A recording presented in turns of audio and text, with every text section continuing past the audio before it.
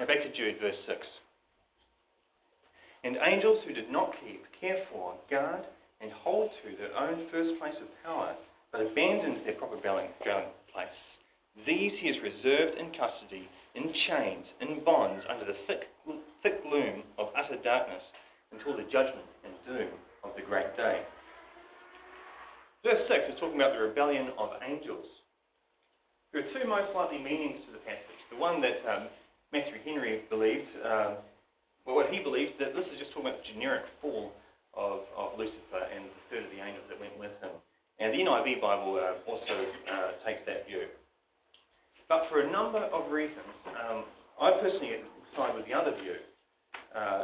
One of the reasons for me is that I believe it's a more literal translation of what you're seeing.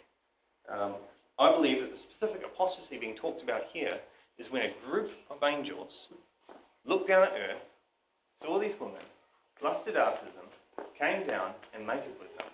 And this is something that's talked about in Genesis chapter 6.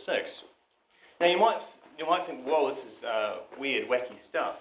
But just to let you know that I'm not alone being a kook in this way. Haley's Bible commentary mentions this. Chuck Missler defends this quite well in his writings and his media. And the Believer's Bible commentary by William MacDonald also takes this view.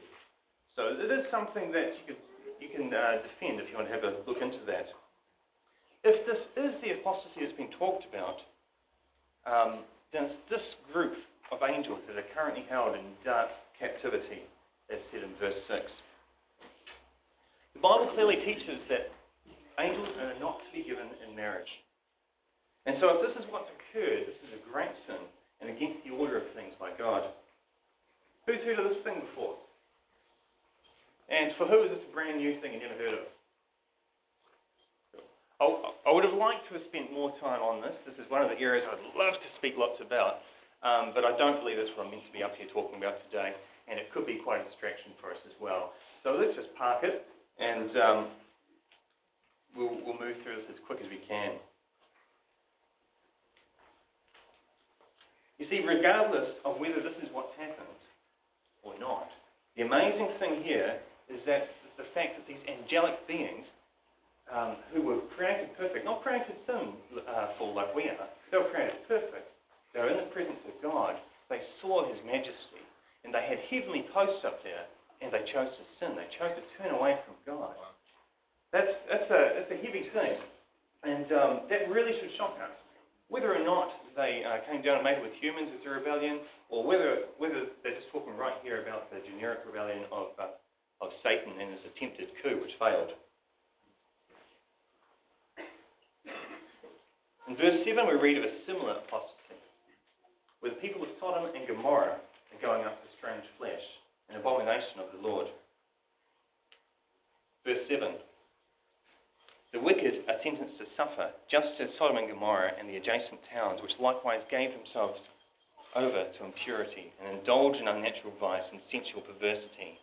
They're laid out in plain sight as an exhibit of perpetual punishment to warn of everlasting fire.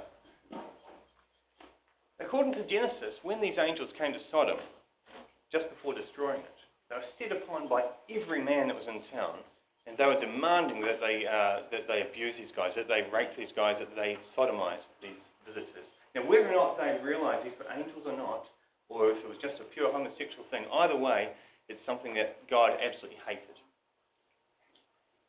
Ezekiel also tells us that Sodom had the sin of pride in it. It had an excess of food and a prosperous ease, and they didn't aid the poor and needy. There are also lots of Jewish traditions and Jewish writings telling us that Sodom and Gomorrah had a lot of evil laws, and they punished good stuff, and they murdered people who should have been praised for doing good stuff, and people who did bad stuff, they were rewarded. And so, as we come to verse 8, Jude links this apostasy of Israel in the wilderness, and he links the rebellious angels, their rebellion, and he links the sins of Sodom and Gomorrah to being the same type of sin that's being committed by the apostates in the church. The false Christians that are stuck up in the church.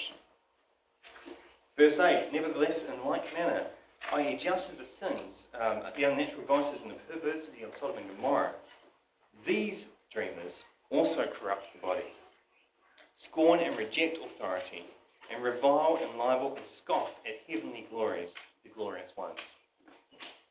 Do you hear what Jude's saying here?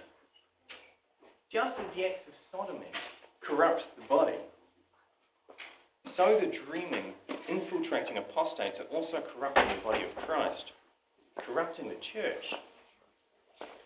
Do you see just how filthy God sees this, the scorning and the rejection of authority, the mocking of authority? If I'm reading this verse right, Jude is saying that this is like sodomy. Let's read it again. Nevertheless, in like manner, these dreamers also corrupt the body, scorn and reject authority and government, and revile and libel and scoff at heavenly glories, the glorious ones. And so right here, I can see that personally I'm in trouble. Because right from when I've been young, I've had difficulties with authority. Not openly. I've never been in trouble with the cops. Speeding tickets. But never been in trouble with the cops. Never got into big trouble with anyone who's in authority. But on the inside, I've been hard against authority. And when orders or when things are said that I don't agree with, I find that my heart is just bitter towards them. But that my natural tendency is to be bitter towards that authority. And I'm in trouble here. And I've got to correct my heart continually in this. And at this point, Bruce, I've really got to apologise to you and ask your forgiveness in this as well, because I know my heart hasn't always been right. It might look okay on the outside, but my heart hasn't always been right. And so if any of us are in that position of performing that sin against authority, we've got to take this really seriously. This can be a sin leading to death if it leads us into apostasy. So you might think you've got Jude's message at this point, but what Jude keeps on doing as we go through this, he just keeps raising the ante. And in verse 9, he even goes so far to say that even Satan deserves a lot of respect. So verse 9, but when even the archangel Michael, contending with the devil, judicially argued, disputed about the body of Moses, he dared not presume to bring an abusive condemnation against him, but simply said, the Lord rebuke you. Whoa. Does anyone else here notice we're only up to verse 9 so far? There's a lot of meat on these bones here, and we could honestly spend days digging into this stuff. And I'm not even going to get started on why Michael was fighting with Satan over the body of Moses. Not even going to go there. Too much meat on that bit of bone. But we're going to pick up the pace a bit, and we'll be over halfway before you know it.